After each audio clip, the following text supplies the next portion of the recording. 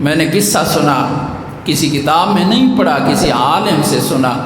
اہل حدیث ایک بڑے عالم ہندوستان میں گزرے، وہ بیٹھے ہوئے تھے تو ان کے پاس کوئی اس طرح کا آیا اور امام ابو حنیفہ رحمۃ اللہ علیہ کے بارے میں بہت گھٹیا زبان استعمال کرنے لگا۔ وہ عالم بڑے تعجب سے اس کی بات کو سن رہے ہیں اور کچھ جب اس نے زیادہ ہی حد پار کی تو وہ عالم فرمانے لگے کہ یہ عنقریب اس کا انجام یہ ہوگا کہ یہ مرتد ہو جائے گا۔ اور واقعتاً ایسا ہوا، ایک دن آیا کہ وہ مرتد ہوا۔ لوگوں نے ان عالم سے پوچھا کہ آپ کو عالم الغیب ہیں، پیش گوئی کی اور سچی نکلی، کس بنیاد پر آپ نے یہ دعویٰ کیا؟ فرمایا عالم الغیب صرف اللہ کی ذات ہے، علم غیب صرف اللہ جانتے ہیں۔ میں نے ایک حدیث پاک کی وجہ سے یہ بات کی تھی۔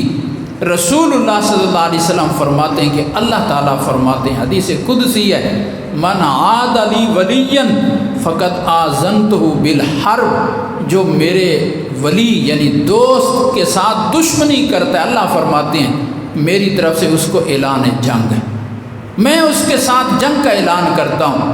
امام ابو حنیفہ اپنے وقت کے اللہ کے ولی ہیں اور یہ ان کے ساتھ دشمنی کر رہا ہے، نفرت کر رہا ہے، استہزاء کر رہا ہے، تو اللہ کی طرف سے اس کے لیے اعلان جنگ ہے۔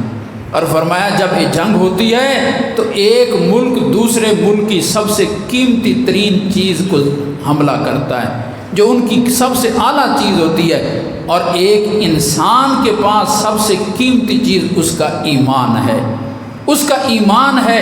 جب رب تعالیٰ فرما رہے ہیں کہ میرا اس کے ساتھ اعلان جنگ ہے تو پھر اس کا نتیجہ یہ نکلے گا اللہ پاک اس کی سب سے قیمتی دولت اسے چھین لے گا، اور وہ اس کا ایمان ہے کہ اللہ اس کا ایمان ضائع کر دے گا۔ اور ایسے ہوا ہے۔ تو آج وہ منظر پھر ایک دفعہ دنیا دیکھ رہی ہے۔ یہ ہمارے دور میں ایک چھوٹا مرزا کھڑا ہوا، اولیاء اللہ کی تحقیر شروع کی، تضحیق شروع کی، اور بہت بھونڈے الفاظ میں، پھر اس سے آگے اس کی زبان معاذ اللہ کئی سارے صحابہ کرام تک پہنچی، ان کی تنقید کی، اور کرتے کرتے پھر آپ اس کی زبان خود جناب نبی پاک صلی اللہ علیہ وسلم کی توہین تک پہنچی، اور آج وہ اپنے انجام کو پہنچا ہوا ہے۔ یہ کیا ہے؟